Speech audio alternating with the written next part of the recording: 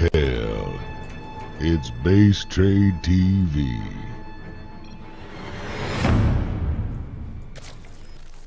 Welcome back. This is game number 2. If you're just tuning in, the score is currently 1-0 in the favor of Hyun. But it was the weirdest game number 1 I've seen in a long time. In the lobby, I said to Hyun, you need a t-shirt that says too many banelings on it with like his face behind it. I kind of hope he makes that happen. I would buy one of those in heartbeats, even though I'm a Terran player and a Terran lover at heart. Ladies and gentlemen, welcome back to the ZOTAC Season Finals. This is Group B, currently going on to see who competes in the Grand Finals for that €2,500 prize. Spawning here in the lower location, the lower middle of this 3-player spawn map for a merry-go-round. It's going to be Rockets Hyun. And his opponent over here to the north, to the west, no, east, north, top right. It's going to be the blue Terran player, Empire Koss. Now, in a best of 3 like this, it's a little bit worrisome. If you're a Terran player, you're kind of like, oh no, my favorite guy, Koss, his life is on the line. But luckily, because these are done in this sort of fashion similar to group stages, you actually have a second chance to come back from this. The loser of this series will go on to fight against Avatar. The winner of this series will go on to fight against Happy for the winner's bracket slot. And then the loser of that will play the winner of the previously mentioned losers match. So there's a good chance. It's basically a second life behind this. This is only groups A and B though, guys. Tomorrow groups C and D will play out, and that's where we'll have Marine Lord, Hurricane, Impact, Slivko, First, Tefl, Daishi, and Revolver all duke it out for their chances to play. So your favorite players, I gotta be honest, we didn't get a lot of protests here today, but between First and Hurricane tomorrow, it's gonna be very difficult for those players. So I think we'll have a pretty good representation. I think the admins did a fantastic job seeding these players to maximize the coverage. Again, the 2 players that have already made it through today, big shoutouts go to both Jakshi and Zanster. Those will be the 2 players who have already qualified. Now, Koss this game not going for 2 racks. Woo! A 2 racks is always going to be a little bit risky, and you never quite know how that's going to pan out. But as we saw, sometimes it can go really well, and sometimes it can go really poorly. I reference, by the way, any games the Muslim played that we cast for the WCS qualifiers are up on our YouTube channel, and all he did was aggression. Aggression, 2 racks, 888 Reapers, you name it, he did it, and he pulled it off and qualified for WCS. So, again, sometimes it will go wrong, like what we just witnessed with Koss, and sometimes it will go incredibly right, like we witnessed with the last 2 weeks with the Muslim. But we'll see how Koss ends up doing this one. Again, this is going to be a little bit rough to deal with Hyun. He's already a talented player. Hyun is currently living in Europe, by the way, worth noting. So, on even footing in that regard. Oftentimes, we talk about latency for players, and because Hyun formerly lived in Korea, they'd find the middle ground on North America, and both players would suffer latency issues. However, both players in Europe, on their home turf, we're going to get to see the best possible game out of both of these guys. Which is pretty cool, because it really doesn't happen often that much. I mean, sometimes you'll have like MMA in town, so to speak, for WCS, but I think Hyun actually moved here, if I'm not mistaken. Anyways, first 6 links coming across the map. No Reaper having been revealed for Koss. Hyun did not need to leave these at home. He did go for the speed first, anticipating the Reaper, as we do see Reapers finish every single matchup, whether it's 1, whether it's 2, and in rarer but more common situations nowadays, 3, none were revealed. So he feels a little bit confident being across the map. But this wall not done though. He could have walked past that, as there's no second wall up here in the main. A little bit scary to consider, but it's always an option. I see people discussing maps in chat right now. Ultra Team, of course, was immediately vetoed by Hyun, as he had first veto in the series. So that can tell you where he feels, at least, the map stands. But okay, waiting for that speed to complete, he does duck past this bunker. Takes a couple of hits on those Zerglings, but really not a lot. There's a single Marine here in the main. These are going to get some SCV kills. First blood. Alright, Marines can be unloaded from this, but with the Hellings popping out, he should actually be okay. Going for a couple SCV kills, not too bad. I mean, he's kind of going to get his money's worth no matter what. It's scouting information combined with a couple of SCVs, combined with that Marine. I mean, it's a dead even trade and resources lost, but as far as the actual units killed, who cares about 6 lings? You got 2 SCVs and a Marine. Not a bad start. First blood. Yeah, nailed it. See? Guys, I'm on the ball today. I don't know what happened on Monday. And again, I don't want to know what happened on Monday. But whatever happened, I promise you it won't happen again. full retard mode is like out of my system. Anyways, Ling's ducking around the side of the map for now. Overlord, unfortunately, you can't escape this wall. In case you guys don't know, I've brought it up to death at this point, so that's why I don't bring it up every time we're on the map anymore. But this wall actually blocks air physically, so this Overlord couldn't even escape even if he wanted to. Submarine will get a nice kill there. 4 Hellions across the map are going to have to deal with 3 Queens, and they will not trade up versus these 3 Queens, sadly. And they are continuing to lay creep as well, so no energy for transfuses. That being said, their HP pool is just a little too much, and their DPS is a little too good. Couple Lings hoping to find a bunker down. They will find a bunker empty, though, oddly enough. Kind of having to do a double take, realize, like, oh, wait. Nothing shot me? Okay, let's go back for more. There's a couple Hellions, though, so this is a little bit risky for Hyun. If he could have broken this bunker, he would have done a ton of damage, as there really wasn't that many Hellions at home. But with the SUV pull, not going to happen this game. As far as the army worker supply goes, kind of even. Nothing too crazy. I can see at the bottom of the stream here, too. Oh, my God, side note. I can see my cat lying in the middle of the cul-de-sac. She's just soaking up the sun. Sorry, ADD moment there, but I love my cat. Crazy cat guy.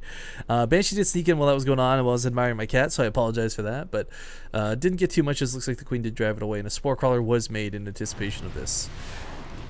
We see the Pult style Viking, as we all refer to it as, taking a couple Overlord kills here. There's really not a lot on the map for Hyun, though. The ones that are exposed, he can pull back pretty easily, and the rest are covered by Queens and Creep, if I can try and differentiate those two words. But yeah, Helling's gonna keep this creep from spreading too far nicely. Another scout here out of Hyun. Again, it's kind of a suicidal move with the Overseer, but a necessary one. He needs to see what exactly Koss is doing, what the timings and all this are. He poops out in a Marine as well to give a little bit of extra vision, but you know, he confirms a 3rd command starter. He sees lots of barracks down, but he also doesn't see a 2nd starport. He doesn't see a 2nd factory. He doesn't see anything that would otherwise lead towards other than what you would expect to have in this matchup. So for Hyun, it might not seem like a lot, but scouting normal is sometimes exactly what you want to see, confirming that it's not going to be some sort of surprise mech transition. Zerglings on creep can deal with Hellions. They try and get us around. Can't quite get it. They do manage to lock down about 4 of the Hellions, though. And this is going to be really good, because Hyun's, the only thing keeping this creep spread back was these Hellions. Now these Queens are going to go unfettered and spread creep like crazy on the map. And this is a map that is incredibly difficult. We've seen Terran players struggling with 3rds on this map. In fact, Koss may not even go for the pocket base here, but instead may end up having to take a base more towards the north. Hyun kind of predicting this. We'll try and scout for that too. 3 kills on the Vikings so far. 1 was an Overlord, so worth a little bit more than an Overlord. Or Overseer? What did I say? English at this point, right? Mutalisk on route 2, and he's going for those weapon upgrades. So we're not going to see Hyun kind of go with like 1 or 2 Mutalisks this time. Well, what am I saying 1 or 2? Like 7 or 8 is what I meant. But instead probably go more towards that full bore of like 70 supply. What do I just finished talking about how I was patting myself on the back about how I was doing good and not screwing things up today. Instead of 7 to 10 Mutalisks, we'll probably see upwards of 20. There you go. Getting a little too far ahead of myself a little too quickly. There's not a lot of Banelings at home right now, actually, so this drop is quite scary. In fact, there's no Banelings at home right now. It's just Zerglings purely and entirely. Does have a Baneling nest. It does not have centrifugal hooks, so a little bit late to the party, but these earlier Mutalisks also hit their timing before a turret goes down. Lings will not be able to clean this up. Unfortunately, it's 1-1 for Koss. Hyun's, wow, I don't think a single Marine died there. If it did, I didn't catch it. Either way, Hyun's actually in a lot of trouble. He may lose his natural base. He's going to lose his natural base to this. This is insane. He'll pick up a Mutalisk or 2, so the medevacs aren't even a threat to run away. There's a couple of drones that were pulled into this, but God, Koss just got the most value for this. This is such a good drop, and it's barely getting cleaned up at that. Knocking down that natural base was huge. Hyun, granted, is taking a 4th behind us, but he also picked off a Mutalisk, I believe, while this was going on. A couple of Mutalisks went down. The counterattack out of Hyun, where he went for that mineral line, didn't get much done either. This was a good drop out of Koss, and something he certainly needed, because Hyun was starting to get out of control, starting to snowball pretty hard. But now back to 3 bases, quote-unquote normalizes. Of course, he'll retake his natural right away. Ooh, I like this. The Burrow coming out with some centrifugal hooks. We're probably going to see some sneaky Banelings placed around the map. Mutalisk still trying to dance around where they can. 5 more on the way. He's going to have 13 in total, which is really not bad. He might get the armor upgrades here, which will be really nice. Terran players going for this instead of weapons, because of course you're trying to benefit the medevacs. You're trying to benefit the Widow Mines, rather. Oh, that's cool. Realizing that he couldn't stop the upgrades by killing it, he actually contaminates it to stop it. Loses 1 of Mutalisk here, a little unfortunate. But this is repaired full. Kaz actually forced to filter units in here. The problem is, while he did a lot of damage to that previous... Oh, that one was going to get a big hit off. While he did a lot of damage to that previous attack, the problem was for him that, you know, he lost a lot of his Marines doing this. He lost a lot of what his physical army value was. Now he's replaced this. He's got Marines on the front lines, but he can't keep much in the main. Just his production worth for the time being. Pushing out right now. Another big thing too is having this creep starting to get cleaned up. Hyun did have this get a little bit out of control once those Hellions died, but we got Banelings on the way. We got 1-1 finishing up here in a moment's time. Oh my god, are you serious? Hold on, dial this back a second, guys. Hyun's gonna be playing with 1-1 versus a Terran player who's already on 2-2. Right now he's nakedly taking engagements. There's no way with a medevac Zerglings can even cause any damage, period. Banelings are even going to struggle to one-shot these Marines. They've got combat shields heading for 35 versus a 55 unit that's got 2 armor upgrades.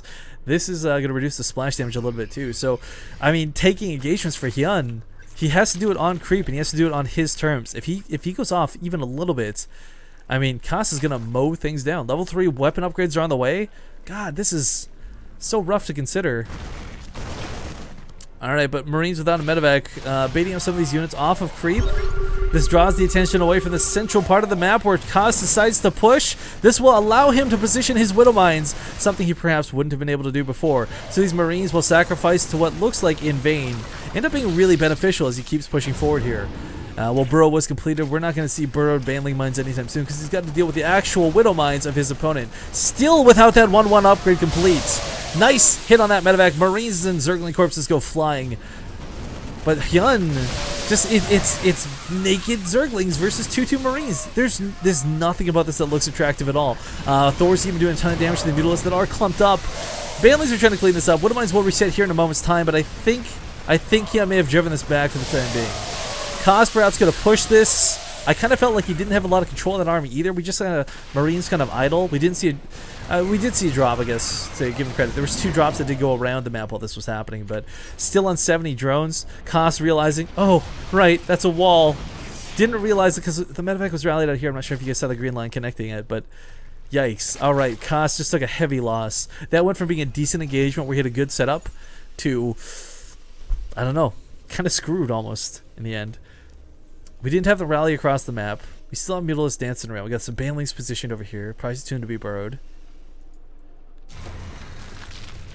There are 15 Mutalisks. I was really expecting Hyun to dedicate more to this, especially with the level 2 weapon upgrades, but I think for now he's recognized that Zerglings and Banelings are going to be his best friend. And if you guys are unfamiliar with Hyun, he is a guy who does not play lightly with Banelings. 20 Banelings? Ha! 30 Banelings? Pfft, peasant. Hyun's the guy who goes for 50 Banelings. He tries to create a crater in the planet that he's fighting on when he fights. So, I mean, this Zergling count makes a lot of sense for the prioritization. Again, 2-2's on the way, and I can't believe Kas was almost on... Kas was so close to fighting a 3-3 versus 1-1 army. He may still be able to force that engagement if he hits at that timing. But Zergling's coming in. Burrowed Banelings ready to bait out this army, which will give chase, I guarantee it. Some Banelings tried to roll in over here, but they were dealt with pretty quickly. A drop goes off to the left, and looks like this will get cleaned up thanks to the Mutalisks. But not before getting a good hit off with that Widow Mine. Takes out 2 Mutalisks. Zergling's running around towards the north. Medevac's going out once again.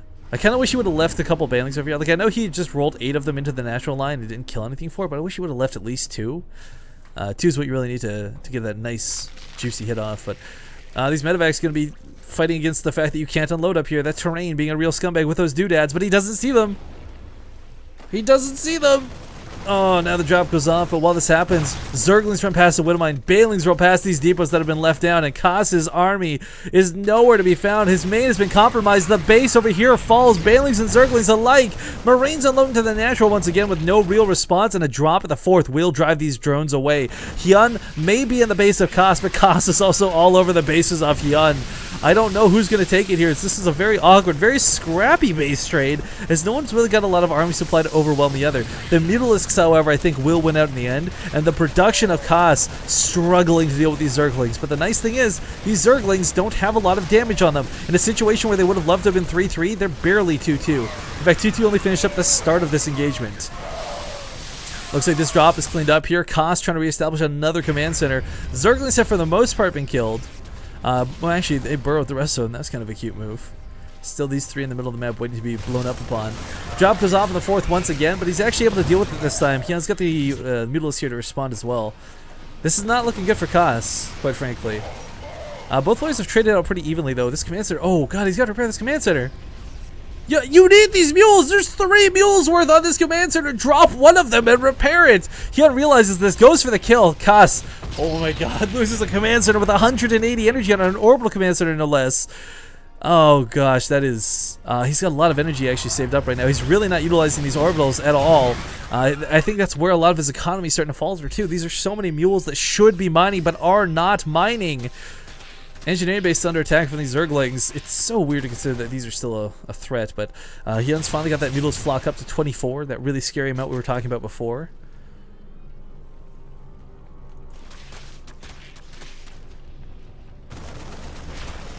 I can't. This is so surreal for me to consider, because Kaz, first off, a really good player. Hyun, obviously as well, really good player, but it's the fact that Kaz had such stark upgrade advantages in this game. And for him to be losing like this is just astonishing, because you would have thought like a 2-2 versus 0-0 Terran would auto-win any engagement. But that's not the case. That hasn't been the case. Floating this command center the orbital away, but this Mule's already on top. This Zergling's still picking off units here in the main. This is absurdity that he's not been able to recover from this, but still down to work supply. I think Kaz has realized he's got to push to win. Falling back off of this, there's no macro, there's no plan B. He's got to cause game-ending damage right now. The problem for him, there's 4 medevacs. There's not a lot of support here. One big drop going off to the main while this is happening. I think if Kaz turns this around, he can fight Hyun's Mutalisks. There's really not that many. I mean, 24 is a lot, don't get me wrong, 25 is a lot, but there's Thors, there's Marines. The only thing Kaz is really lacking right now is medevacs. But hell, ooh, these could have gone off. I think Hyun forgot about them probably. Hell, I forgot about them. But looks like Chop in the main was cleaned up. Kaz unable to knock down too many more bases. Unfortunately, does clean up this one. I don't think he knows about this one, though. No, he doesn't know about the secret base over here. So while he's recovered, he's got no command centers. He has 11 SCVs and no minerals. He's going to try to mine, but there's nothing to long distance mine. Everything burning is going to burn. This is it for Kaz. Hyun's looking to take this group 2-0. Or not this group, but this match 2-0. Well, he'll go on to fight Happy afterwards.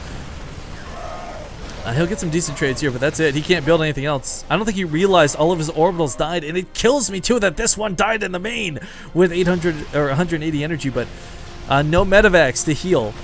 No Marines to buffer. Oh, sorry, 2 medevacs coming home. This is over. Hyun, a little too good for his opponent. We see buildings, bits of buildings flying everywhere.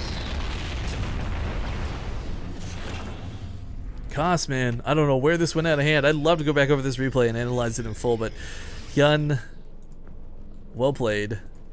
Of course, I do want to stress, Kaz is going to play a TVP after this, and he can still get back into this tournament to qualify and play for the season finals. A lot of you are probably wondering, like, why isn't he leaving this game? Because let's be honest, he played a good game and lost. You don't want to go down when you still got this army standing, so he'll probably push, he'll try and do some damage in one last hurrah, but after he gets killed, yeah, that's going to be it. He'll go on to fight against Avatar in the losers match. We will follow Hyun to the winners match where he'll fight against Happy, though. If you guys haven't seen it, you can go to the ZOTAC site. There's a brackets link in chat. You can see all the wonderful information you need to find out exactly what's going on, but this is so dirty. Hey, what's funny too is Kaz isn't even lifting his buildings to follow the army, right? Like, he's going to lose everything. Why not just keep it with the army in the meantime? You know the Beatles will eventually have to come to you. I'm kind of hoping, by the way, I know it probably won't, but I hope the game plays out where these are what caused the GG. No, GG's fine. Alright, ladies and gentlemen, Hyun will take the series 2-0 over Kaz.